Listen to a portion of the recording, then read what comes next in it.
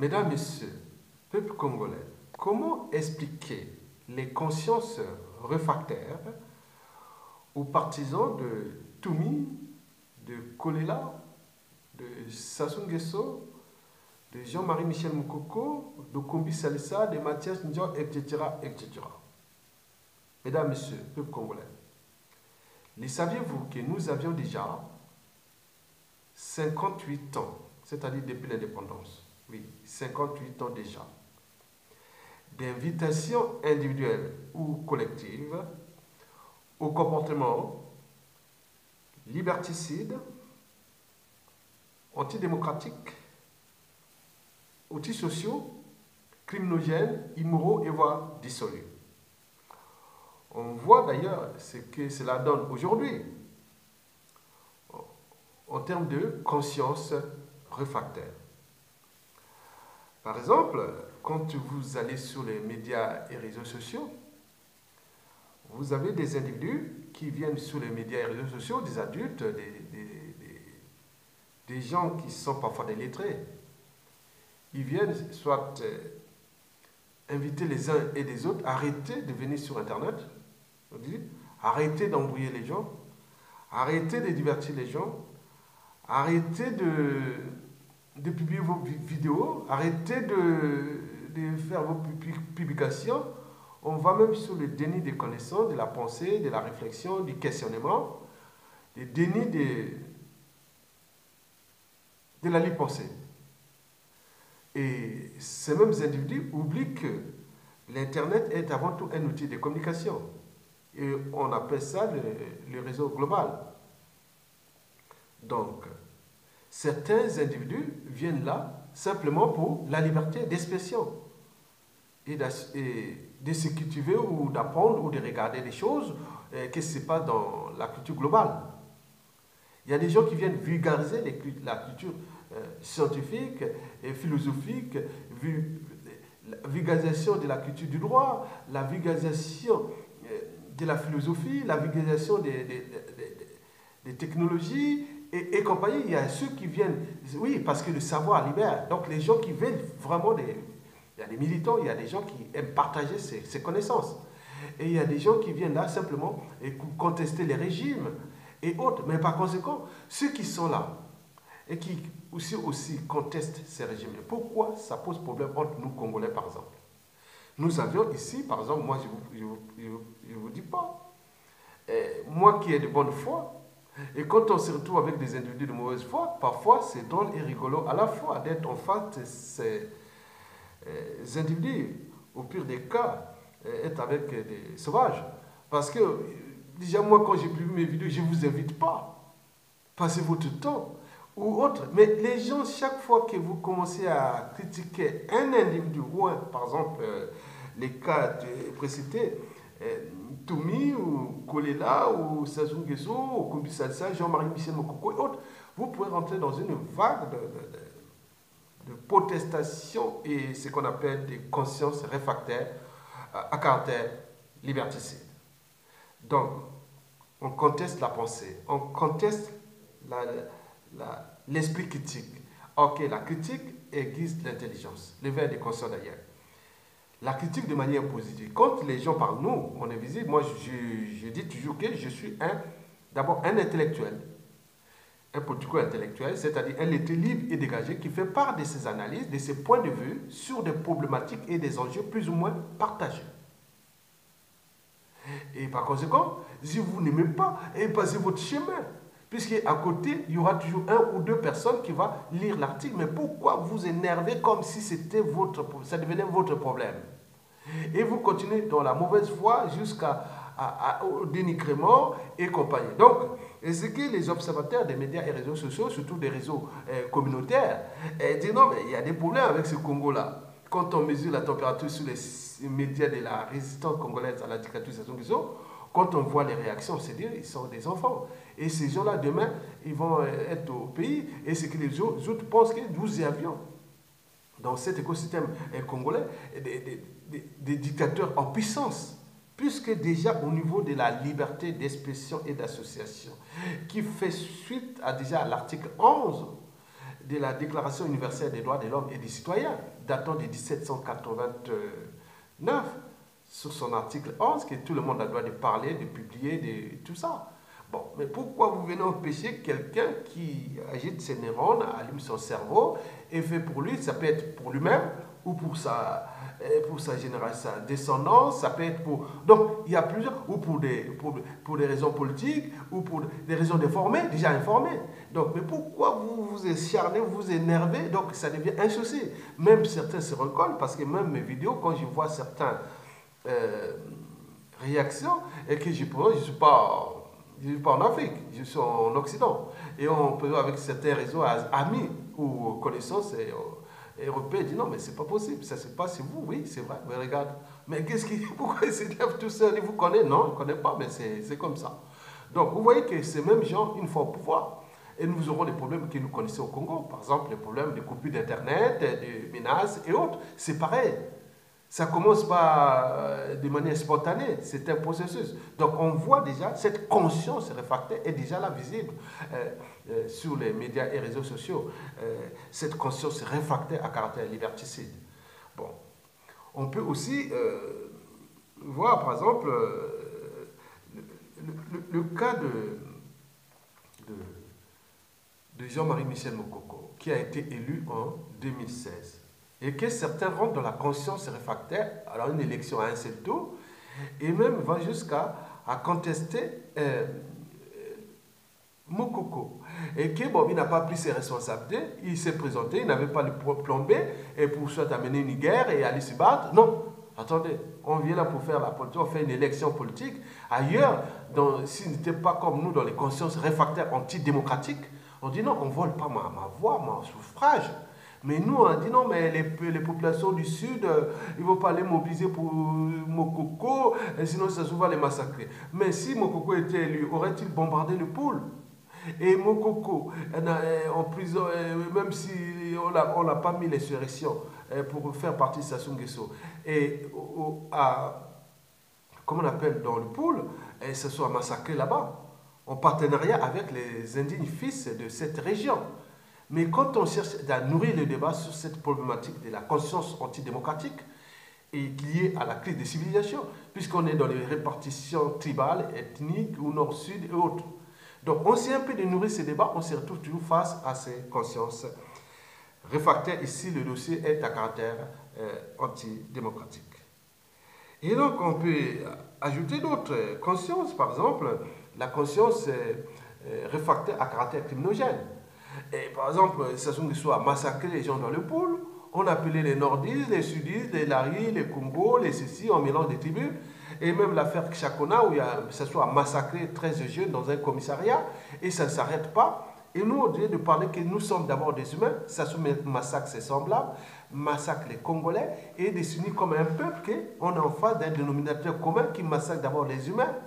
Faisons de telle sorte qui part, et après les guerres des égaux, partis politiques, et autres, après. Mais là, on n'est pas capable, parce que c'est cette conscience réfractaire à caractère criminogène, suite à cette invitation à refuser le côté humain, le caractère humain de nos... oui, nous refusons l'humanité. Quelque part, nous sommes en conscience réfractaire contre l'humanité, puisque nous avons renoncé à nos droits et devoirs d'être humains d'abord, et d'être peuple et citoyen. Et par conséquent, on se retrouve dans des situations où l'éducateur peut massacrer les gens dans le pôle, et comment on se retrouve dans les polémiques, les amalgames, ceux qui cherchent un peu de veiller les consciences, ou à nourrir les débats, et pour que les uns et les autres puissent agir, ceux qui ont la responsabilité d'agir, tant au niveau civil, politique et militaire. Mais là, on se retrouve toujours face à ces consciences. Vous imaginez, quand j'ai parlé des consciences antidémocratiques, les consciences, consciences réfractaires criminogènes, j'en ai parlé de tout. Quand je parle du Nord, tout va bien. Mais si je commence à parler des consciences aussi dans le Sud, et là, ça commence à chauffer. Et certains même, dans ce cadre, ils viennent même me dire non, mais comme si je devenais l'associé de Mokoko. Le fait que Mokoko est originaire de ma tribu, et que j'ai une visibilité sur les médias, réseaux sociaux et compagnie. Mais non, tous c'est comme moi. Donc il y a une conscience réfractaire à caractère immoral. Parce que pour eux, ils croient que bon, ben, tout c'est moi, quoi. Donc on vient demander les accusations sur Mokoko, sur le problème de compte qui aurait versé 1 million d'euros sur son compte et tout ça. Les partisans, les familles, non, allez demander soit demander à la source de cette information, de confirmer l'information, ou attendre quand Mokoko sortira de ses geôles de Sassou Nguesso, ou soit aller voir la famille de Sassou Nguesso, la famille de Jean-Marie Michel Mokoko. Je ne suis qu'un partisan parmi les milliers des partisans de Mokoko. Mais pourquoi demander que Mokoko on a mis 1 million d'euros dans son compte, alors que même, selon les sources que j'apprends par-ci par-là, et que on connaît la nature du régime, on peut créditer votre compte, ou les députés et députés, et faire ce qu'on peut pour nuire l'image de quelqu'un. Donc on le sait, Mokoko va accepter 1 million d'euros et pour rester en prison dans ces jours, voilà, dans ces conditions, et alors qu'il aurait pu être président. Mais non, c'est un non-sens, c'est ridicule au vu de la personne. Donc on rentre parfois dans ces consciences réfractaires à caractère criminogène, parce que pour eux, le but, oh, Mokoko meurt, bon, tant pis, oui, ils croient que tout est gagné, mais ce n'est juste que des règlements de comptes, des contentieux historiques, oui, on voit les dégâts. Regardez comment Lissouba a été trahi. Et Mokoko d'ailleurs. Mais jamais descends-toi, ça va peut-être continuer. Mais puisque nous ne sommes pas nous sommes toujours en conscience réfractaire. Et comment nous allons avancer au moment qu'on croit que bon, ben, tel est passé, autre. Non, ça ne marchera pas. Comme je voulais toujours réveiller ma conscience sur mes vidéos, ok? Nous sommes avec cette conscience réfractaire. Nous sommes face à une poudrière annoncée. Je sais que la chute de Sassou Nguesso va se terminer par les chaos. On est bien d'accord, on éveille. On vit des indicateurs sociologiques et macroéconomiques et aussi géopolitiques et compagnie. Et tout ce qui est le bazar que Sassou Nguesso a fait. Mais il a fait ça tout seul. Ils sont complices? Non, c'est pas vrai. Donc nous étions tous à la fois des acteurs et des victimes, à la fois des responsables et coupables, parce que ça se trouve tout seul. Non. Parce que pourquoi? Nous sommes toujours en cette conscience-là réfractaire. Et cette conscience réfractaire est même dissolue. Et il n'y a plus de normes sociales. Le Congo devient... oui, il n'y a même pas de repères moraux. Et n'oublions pas que le Congo est devenu presque un bordel à ciel ouvert. Donc, le caractère dissolu de la conscience réfractaire, elle est là, et il est là. Donc nous, comment éveiller ces consciences? Mais pourquoi les gens qui éveillent les consciences? Parce que je n'ai pas que ce média, le réseau communautaire que j'ai fait avec le Congo, j'ai d'autres réseaux que je publie les mêmes informations d'une manière ou d'autre. Mais quand on voit par exemple à l'échelon européen, ou même occidental et ailleurs, mais les gens viennent nourrir les débats, sans insulter, sans dire non, arrête, t'es fait. Mais comment nous sommes toujours dans la récurrence là?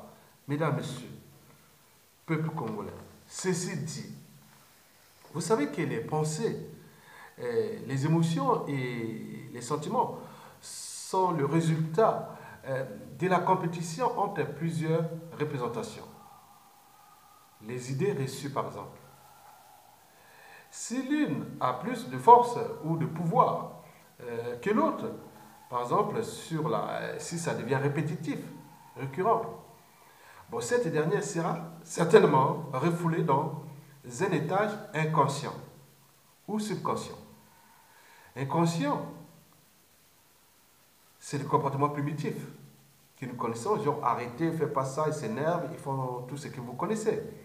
C'est ce qu'on appelle le premier cerveau, le cerveau reptilien, le cerveau social où arrivent toutes les informations venant des 5 sens. Donc les conscients prennent le dessus.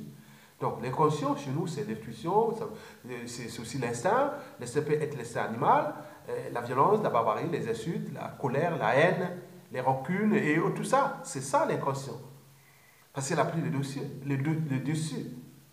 Oui, ça peut être aussi le subconscient. Le subconscient, c'est surtout les émotions. Oui, le cerveau limbique au niveau des émotions et la formation de la mémoire. On enregistre notre mémoire par rapport à cette subconscience qui nous envahit, puisque toute l'information est bloquée dans ces deux cerveaux, le premier et le deuxième. dans l'inconscient et le subconscient. Mesdames, Messieurs, il existe donc un seuil d'intensité comportementale à partir duquel les représentations accèdent à la conscience, c'est-à-dire à l'état supérieur, celui-là, le cerveau cognitif, le cerveau de la raison, du langage, du raisonnement, du doute, de la pensée, de la réflexion, de l'intelligence et compagnie. Ben oui, il existe un seuil d'intensité comportementale à partir duquel les représentations accèdent à la conscience, c'est-à-dire à l'état supérieur, celui du cognitif, du cerveau de la raison et de la mémoire et de la conscience. Mesdames et messieurs, déjà depuis 58 ans déjà, c'est-à-dire depuis l'indépendance jusqu'à nos jours, vous savez que les relations sociopolitiques et culturelles, oui, que nous connaissions dans ces pays depuis, nous avions eu une invitation à l'idéal sceptique.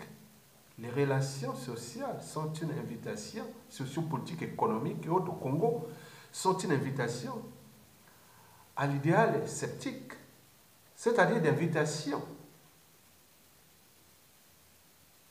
individuelle et collective. Individuelle et collective. À refuser les rêves, les utopies, les transgressions, les idées, ceux qui sont des normes, ceux qui veulent diffuser l'information, partager. Parce que pour nous, le savoir doit être élitiste. Tout doit être caché. Non, tout doit être aux yeux de tout le monde. Il ne faut pas cacher. Il faut divulguer. Il y a des gens qui ont c'est dans leurs principes. Les miens, c'est qu'il faut que je diffuse, il faut que je partage l'information. Et pour certains, partager, tout ça, mais pourquoi il fait ça? Non, il y a des gens comme ça. Vous allez dans les Wikipédia, vous allez dans il y a des réseaux d'information, sur les réseaux globaux, que les gens qui ont pris des connaissances, ils diffusent l'information. Ils laissent ça pour l'humanité, pour les générations. Parce que le savoir et la connaissance libèrent. L'ignorance est la pire des souffrances. Et donc, par conséquent, si vous résistez à la connaissance, au savoir, donc vous êtes quelque part en conscience réfractaire. Donc ces individus, oui, refusent l'idée même de la société et de la civilisation. Mesdames et messieurs, les consciences réfractaires sont comme des majorités compactes. Elles sont le fruit de la compétition entre plusieurs représentations, idées reçues, sur différentes échelles sociétales. Déjà chez nous, au niveau des familles, des tribus et compagnie. Les consciences réfractaires sont le plus souvent en manque de curiosité et de connaissances aussi. Elles restent sur des a priori et sur des quant à soi. Elles évitent donc les transgressions qu'elles estiment différentes de celles acquises ou de celles qui sont dans leur tête en rapport avec leur conscience qui est déjà réfractaire, c'est-à-dire régressive. Mesdames et messieurs, je vous informe que le pire ennemi de la vérité et de la liberté dans notre société congolaise est tout justement la conscience réfractaire. Mesdames et messieurs, les consciences réfractaires sont comme des barrières qui se mettent en marge des évolutions anthropologiques, scientifiques, médicales, sociologiques, philosophiques, psychologiques, politiques, démocratiques, économiques, sociales, culturelles, écologiques et sociétales, et voire des nouvelles synthèses sociétales. Mesdames et messieurs, peuple congolais, je vous remercie.